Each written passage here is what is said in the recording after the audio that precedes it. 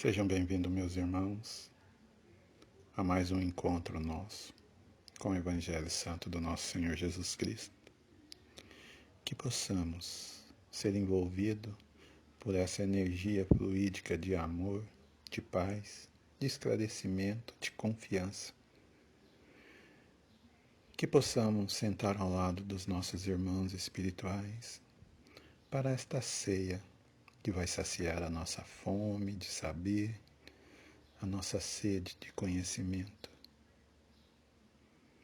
Conhecimentos essenciais para aplicarmos em nossas vidas como ferramentas de transformação, para que possamos ser seres humanos melhores, mais compreensivos, para que possamos seguir nesse caminho com a finalidade de amarmos Deus acima de todas as coisas, amar ao próximo como a nós mesmos.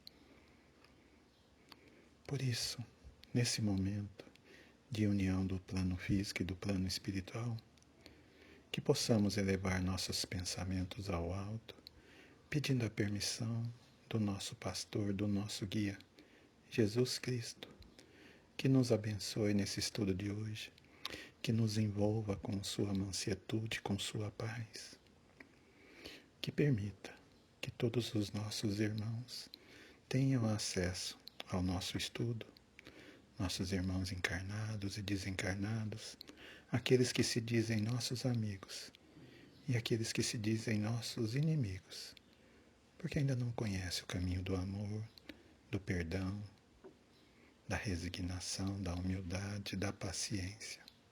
E que possamos todos juntos, envolvidos num só pensamento, elevar ao alto todos os nossos sentimentos nobres e pedir a bênção, Pai, por esse estudo de hoje. Vamos começar por uma mensagem do livro Vinha de Luz, de Chico Xavier, pelo Espírito Emmanuel. Joio. Deixai crescer ambos juntos até a ceifa, e por ocasião da ceifa direi aos ceifeiros: colhei primeiro o joio e atai-o em molhos para queimar. Mateus 13:30. Quando Jesus recomendou o crescimento simultâneo do joio e do trigo, não quis senão demonstrar a sublime tolerância celeste no quadro das experiências da vida. O Mestre nunca subtraiu as oportunidades de crescimento e santificação do homem, e nesse sentido o próprio mal, oriundo das paixões menos dignas, é pacientemente examinado por seu infinito amor, sem ser destruído de pronto. Importa considerar, portanto, que o joio não cresce por relaxamento do lavrador divino, mas sim porque o otimismo do celeste semeador nunca perde a esperança na vitória final do bem. O campo do Cristo é região de atividade incessante e intensa. Tarefas espantosas mobilizam falanges heróicas. Contudo, apesar da dedicação e da vigilância dos trabalhadores, o joio surge ameaçando o serviço. Jesus, porém, manda aplicar processos defensivos com base na iluminação e na misericórdia. O tempo e a bênção do Senhor agem devagarinho e os propósitos inferiores se transubstanciam. O homem comum ainda não dispõe de visão adequada para identificar a obra renovadora.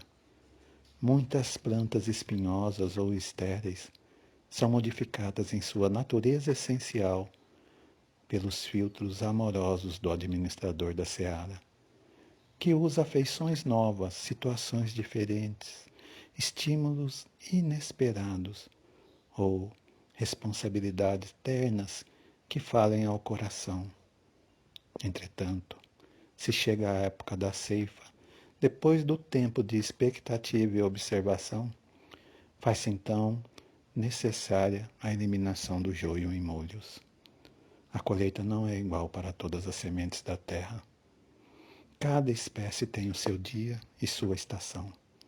Eis porque, aparecendo o tempo justo de cada homem e cada coletividade, exige-se a extinção do joio. Quando os processos transformadores de Jesus forem recebidos em vão, nesse instante, vemos a individualidade ou o povo a se agitarem em razões de aflições e hecatombes diversas, em gritos de alarmes e socorro, como se estivessem na sombra de um naufrágio inexorável. No entanto, verifica-se apenas a destruição de nossas aquisições ruinosas ou inúteis, e em vista do joio ser atado, os molhos, uma dor ser em vista do joio ser atado aos molhos, uma dor nunca vem sozinha. Mestre amado Jesus, estamos iniciando mais um Evangelho de hoje, sobre o Evangelho Santo, no capítulo 17, Sede Perfeitos, Parábola da Semente, ou Semeador. Pedimos que esse estudo e toda a energia dele deliberada possa envolver todos os membros dos grupos das mídias sociais a qual participamos, que ele possa chegar aos administradores, aos membros dos grupos Prece Espírita Allan Kardec, Reflexões Diárias, Caminho da Espiritualidade, pela página no Facebook Osmar Pires, que possa se estender ao canal do YouTube Reflexões Diárias, aos grupos Reflexões Diárias, Allan Kardec, Caminho da Espiritualidade, no WhatsApp, bem como os grupos de estudo, grupos de tratamento, a todos os outros grupos que replicam esses evangelhos, tanto no WhatsApp como no Facebook, que possam todos os administradores, todos os seus membros, receber o benefício dessa oração. Que todos aqueles membros que são colocados seus nomes para as orações, pela necessidade das suas dores, angústias, tristezas, depressões, doenças físicas, doenças da alma, possa receber mensageiros enviados pelo Senhor. E que pela união dos nossos pensamentos e das nossas atitudes, e que pela força do nosso sentimento, possamos funcionar como um dínamo gerador de energias benéficas do amor, do perdão e da cura. E que todos, de alguma forma, possam receber esse benefício. Que os nossos irmãos desencarnados que nos acompanham, que ficam nesses grupos, de alguma forma promovendo discórdia, que eles também possam ser iluminados, possam ter suas mãos seguras e conduzidos de volta à luz pelo nosso amado Mestre, o nosso condutor, nosso guia, Jesus, aquele pastor que não deixa nenhuma ovelha para trás. Obrigado, Mestre amado querido. Estamos iniciando mais um estudo do Evangelho.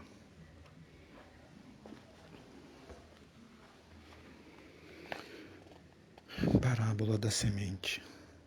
Naquele mesmo dia, Jesus, tendo saído da casa, sentou-se perto do mar, e se reuniu ao redor dele uma grande multidão de povo. Por isso ele subiu num barco, onde se sentou, todo o povo estando na margem, e lhe disse muitas coisas por parábolas, falando-lhe desta maneira. Aquele que semeia saiu a semear. Enquanto semeava, uma parte da semente caiu ao longo do caminho, vindo os pássaros do céu, a comeram.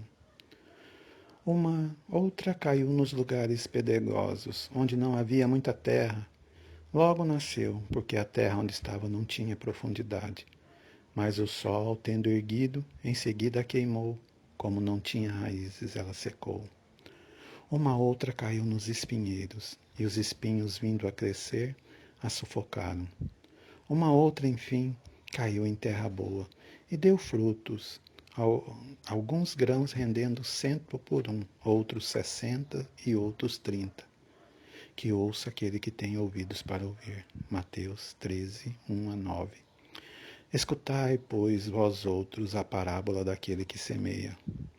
Todo aquele que escuta a palavra do reino e não dá atenção, um espírito maligno vem e arrebenta o que havia sido semeado em seu coração. É aquele que recebeu a semente ao longo do caminho.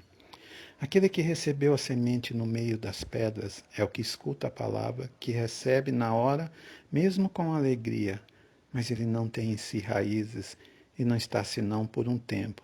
E quando sobrevêm os obstáculos e as perseguições por causa da palavra, a toma logo como um objeto de escândalo e de queda.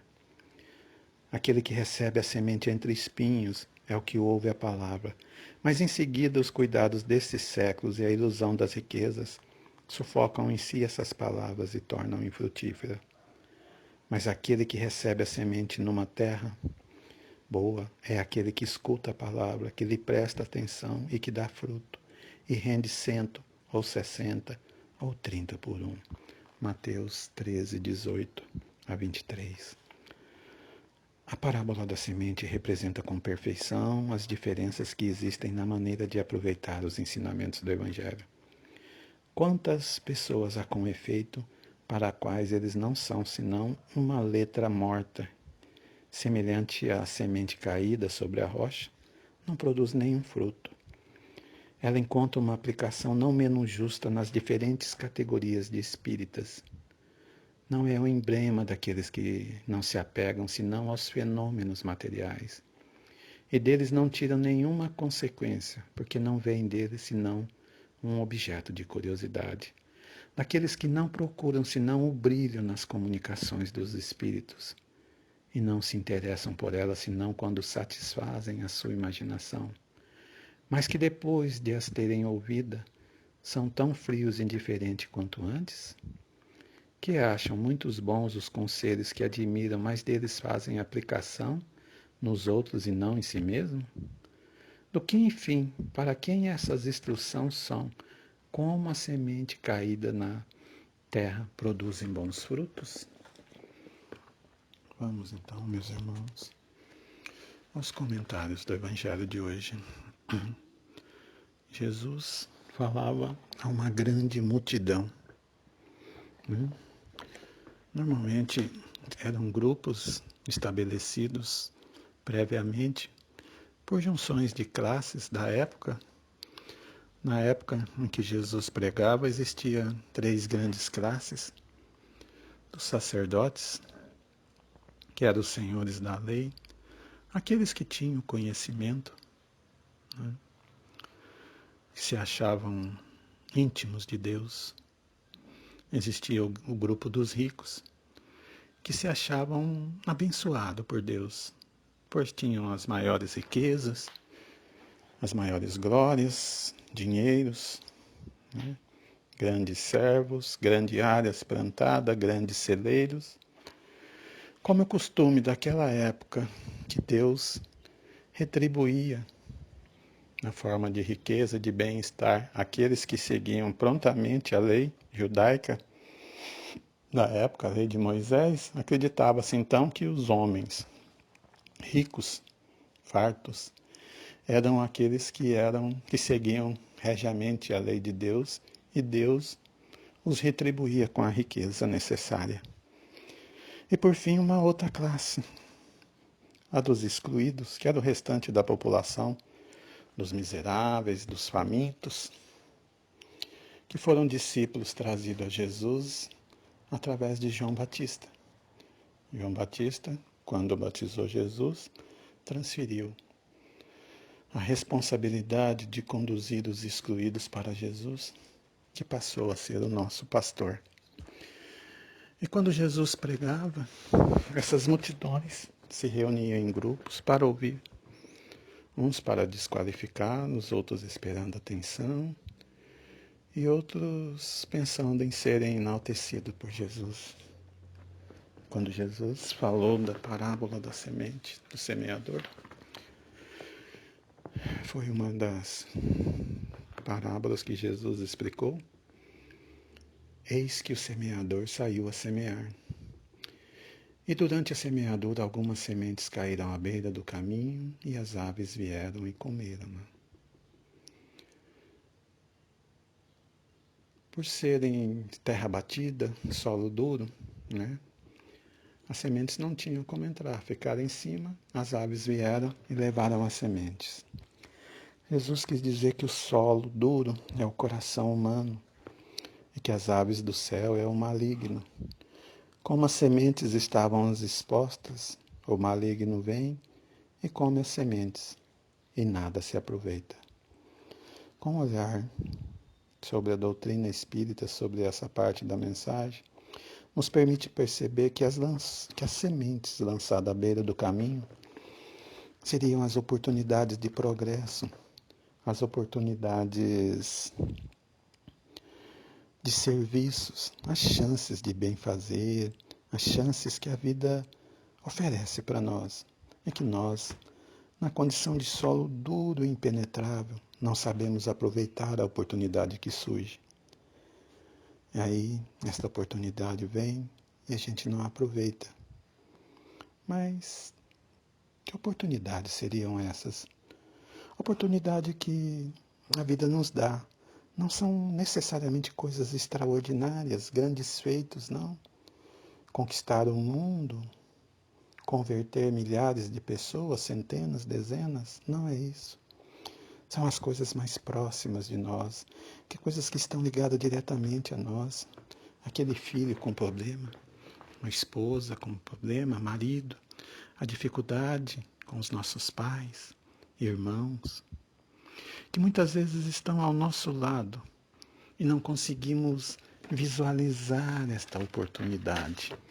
Oportunidade de fazermos algo realmente produtivo para a aproximação e aceitação dessas diferenças. Porque às vezes tentamos fazer algo grandioso fora do nosso convívio particular, familiar, esquecemos de dar a devida atenção nos conflitos necessários e básicos que temos que prestar primeiramente atenção, que são dentro do nosso seio familiar. Podemos até perguntar, mas por que o semeador não semeou na terra boa? Por que ele não preparou esse solo para plantar? Porque nós não podemos esperar o preparo do solo. O coração do outro está pronto para semear. Porque se nós fôssemos esperar a pessoa ser santa para receber o benefício, ele nunca teria. Nós temos que fazer a nossa parte, semear em solo árido, duro, para que quem receba a semente, sim, aos poucos vai preparando o seu solo, seu coração. Aquele que já está evoluído não necessita do nosso sementeio, né? Então cabe a nós termos a paciência, né, de não desistir. Pois esses plantios que nós vamos semeando nesses corações, nesses solos áridos, que vão melhorando aos poucos esses corações. Se esperássemos os bons corações para fazer o serviço do bem, nunca estaríamos aqui. Se estamos aqui hoje buscando esses conhecimentos, é porque alguém já semeou em nossos corações essa semente. Assim, o semeador sai a semear mesmo sabendo que as aves comerão. Mas ele faz seu trabalho, ele lança a semente, ele não desiste. Mesmo que eles nada fazem, não devemos desistir. Precisamos criar neles a mola propulsora do progresso e oportunizar, com seu trabalho, seu exemplo, para que eles possam fazer uma releitura da sua vida e buscar resolver seus problemas emocionais. E quando desistimos de alguém, desaceleramos o progresso dele, ainda que no primeiro momento ele não responda. Não podemos desistir, temos que semear, mesmo que não haja o retorno. Nós temos que fazer a nossa parte. Ainda outras caíram sobre um local pedregoso e elas não tinham muita terra. As segundas caíram num solo pedregoso com pouca terra, logo germinaram, mas por pouca profundidade as raízes não fixaram, com o sol elas secaram e murcharam. A pedra já não era mais como a beira do caminho de solo socado, porque entre as pedras havia um pouco de terra. E as pedras que aparecem na história é o coração humano. Assim, a semente que instalam nele, porque já existe um pouco de terra, mas com muito esforço ela consegue germinar. Mas as pedras não deixam as raízes esconder do sol. As raízes ficam expostas. Aí vem o sol e queima as raízes e queima a planta. Assim, a semente nasce, mas fica na periferia do coração, pois o coração ainda está muito duro. Aí vem o sol e queima. O sol é a dor, o sofrimento é a prova. Assim, quando a prova vem, por essas sementes germinadas estar com as suas raízes fixadas em cima do solo, não aguenta as provas e as sementes morrem. Assim, quando essas sementes brotam em nós, ela nos convida à mudança. E muitas vezes precisamos mudar. E nós falamos, eu preciso mudar. Eu preciso respeitar as pessoas. Eu preciso ter mais paciência com as pessoas. Eu preciso ser mais fraterno com as pessoas. Preciso ter mais humildade. Eu preciso combater meu egoísmo. Preciso combater meus vícios. Eu preciso combater minhas mágoas. Eu necessito de mudança. Aí as sementes já estão germinando. Mas nesse processo de mudança, ela não se enraiza no nosso coração. Fica exposta na beirada, na pele, nas extremidades. Aí vem a prova. Nós somos expostos às dores, aos conflitos, às mágoas, às traições daqueles que nós amamos. Pronto. Falamos, para mim chega. Já fiz o suficiente, desisto. Pronto. A semente morreu. Porque o propósito da mudança estava germinando, mas foi vencido pela prova difícil. Perguntamos então, por que o semeador não retirou as provas? Por que semeou no solo pedregoso? Porque esse exercício vai garantir em nós a compreensão da necessidade do bem. Nós vamos ter um contato com a mensagem de Jesus quantas vezes fizerem necessária. Essa mensagem de Jesus está conosco há 2000 anos. E no estágio em que nós estamos, como está semeada essas nossas sementes? Qual o estágio que nós estamos? Então,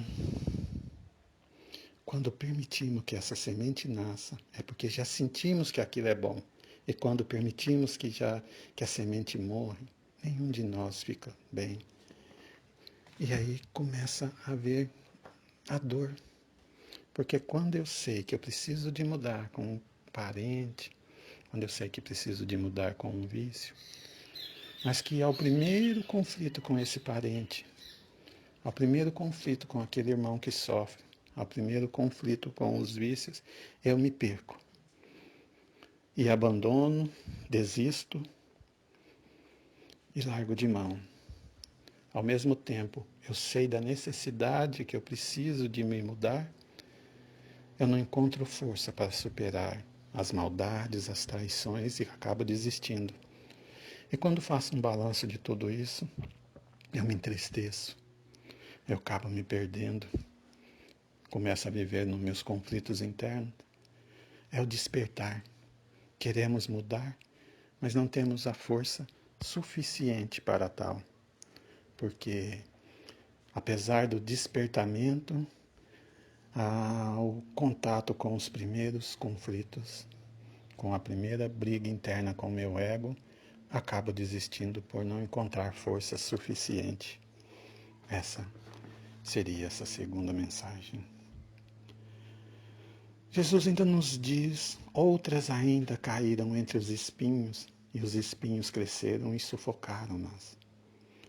Olhando com uma ótica espírita sobre essas sementes que caíram sobre os espinheiros, nesta passagem Jesus nos explica que as sementes germinaram e cresceram, mas cresceram entre os espinhos, e os espinhos sufocaram as plantas e não produziam nada.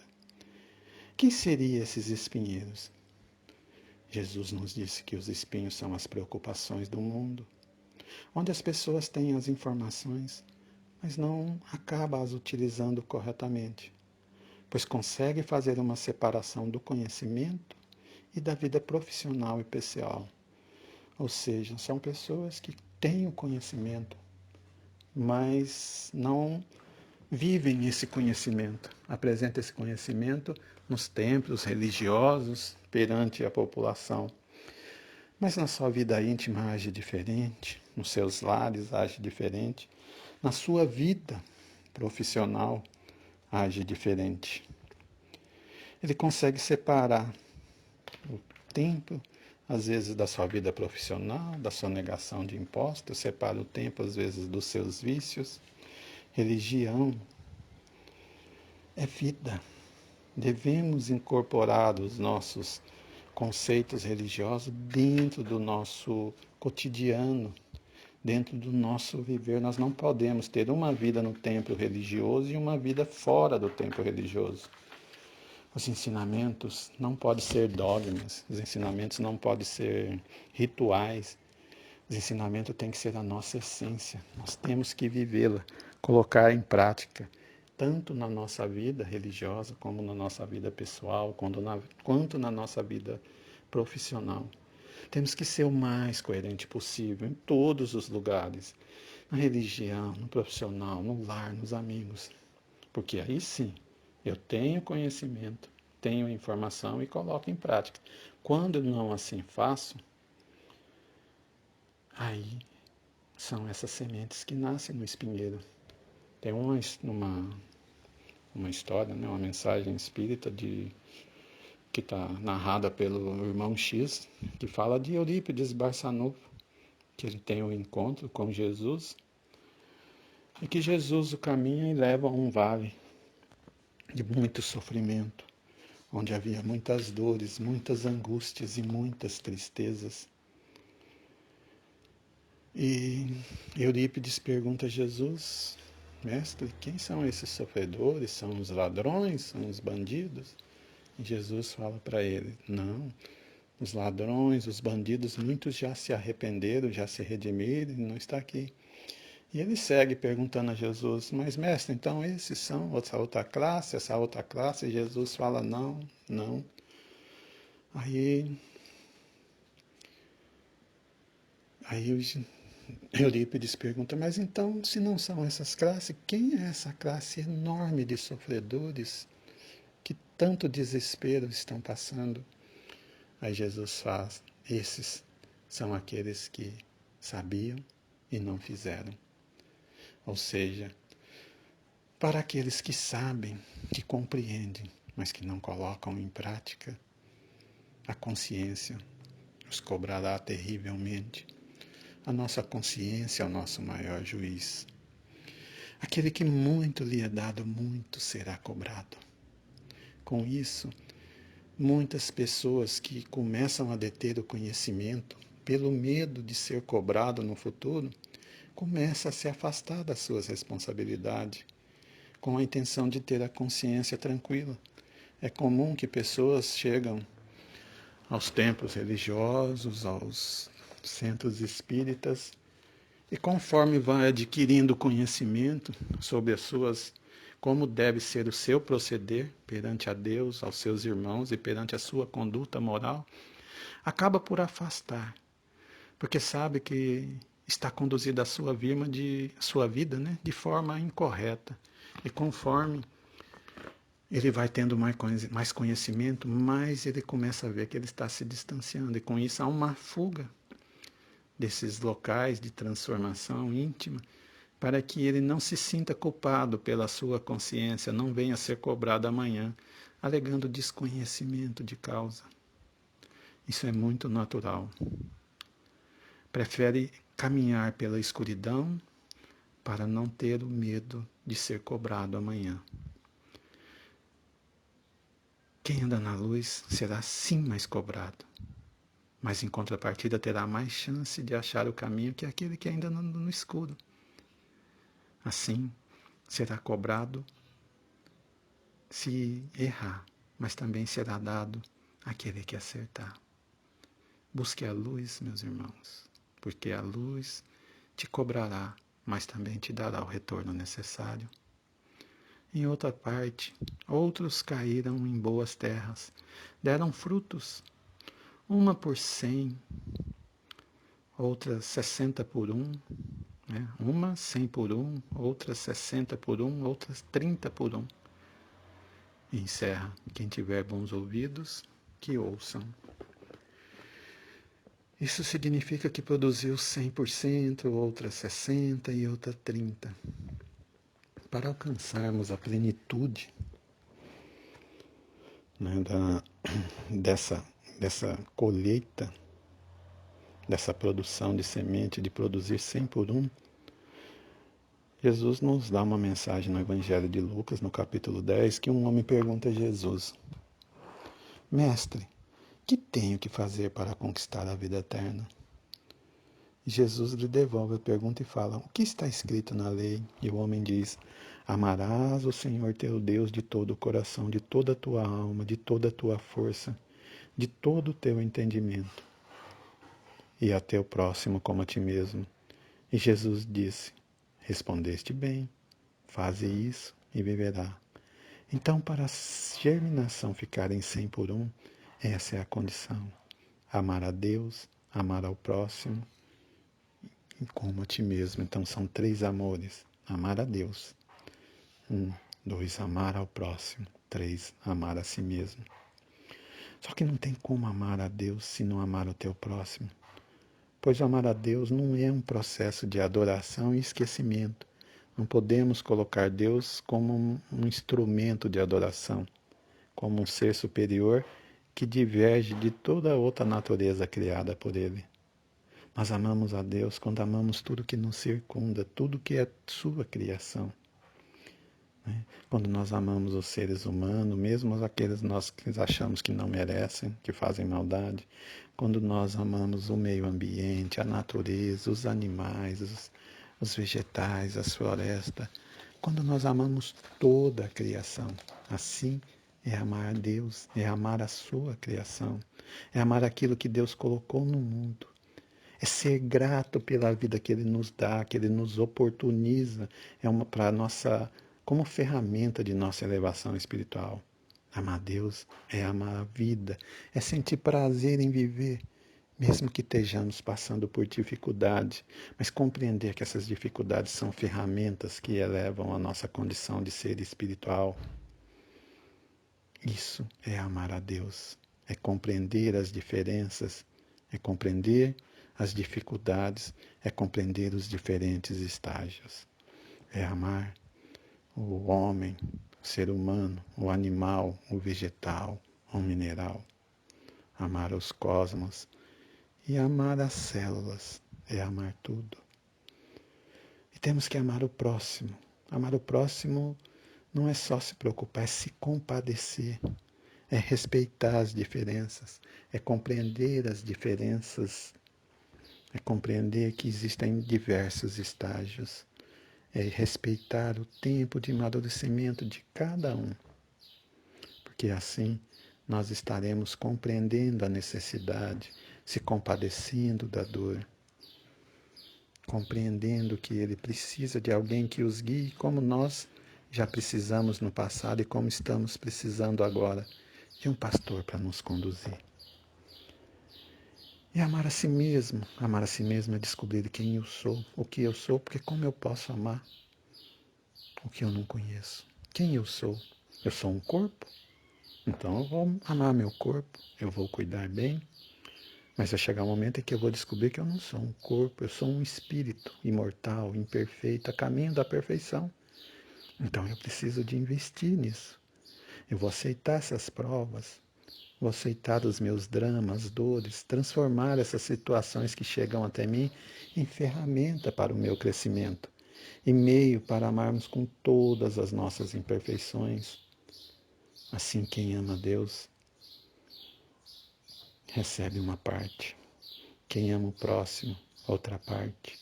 Quem ama a si mesmo, outra parte. E juntando essas partes dá 100 por 1. Então, aquele que ama Deus, que ama o próximo, que ama a si mesmo, colhe 100 por 1. Aquele que ama uma parte e ama a si mesmo, colhe 30 por 1. Aquele que ama a si mesmo ou a Deus, ama a si mesmo ou ao próximo, colhe 60 por um. E quem ama todo esse conjunto, colhe 100 por um. Mas Jesus já sabia que isso ia demorar para ouvir, para entender. Por isso ele disse, quem tiver ouvidos, que ouça. E como disse Jesus, que aquele que tiver entre nós, que tiver compreendido a proposta do Cristo, que façamos a caminhada para a terra boa. E aquele entre nós, que ainda não somos a terra boa, que preparemos o nosso solo. Não esperamos que venha ninguém de fora, porque o semeador não mandou ninguém arrumar o solo de ninguém. Cada um de nós vamos ter que afofar o nosso solo, tirar nossas próprias pedras. Vamos ter que aprender a cortar seus próprios espinhos. Vamos ter que deixar de ser terra de beira do caminho para ser produtivo. Cabe a cada um de nós preparar o solo. Cada um de nós. Porque a semeadura está chegando diariamente até nós. Qual é o tipo de solo que nós estamos oferecendo a essas sementes? Essa é uma reflexão que eu repasso a vocês. Qual é o tipo de solo que hoje existe em seu coração, dentro desse estudo que nós fizemos, para receber as sementes que diariamente chegam até nós, depositadas pelas mãos do semeador? Mestre amado Jesus, estamos encerrando mais uma vez o nosso estudo. Que possamos receber as suas bênçãos, receber a sua paz e receber o seu amor no dia de hoje. Pedimos, Mestre, que estenda suas mãos sobre as águas postas e coloque nela os lenitivos, os elementos necessários retirados dos minerais, dos vegetais. Transforme essa simples água num bálsamo para as nossas dores, para as nossas angústias e as nossas tristezas.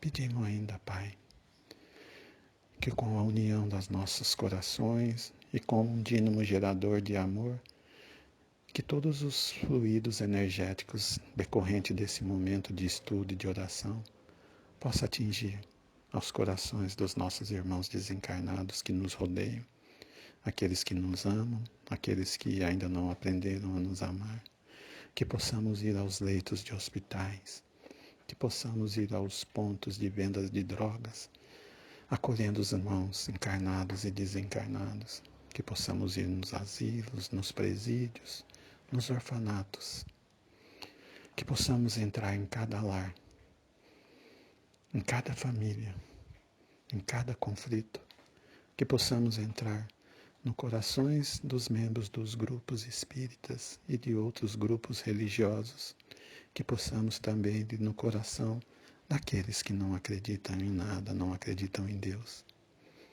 Que possamos envolver a Terra no seu divino amor e que essa consciência se faça necessária em todos os seres humanos que necessitam de instrumentos de amor para ser promovida a sua transformação íntima, buscando ser melhores hoje do que ontem. A bênção, Pai. Pedimos ainda que possamos agora, todos reunidos e envolvidos no seu amor, nos prepararmos para o nosso Evangelho de hoje, o encerramento do nosso Evangelho,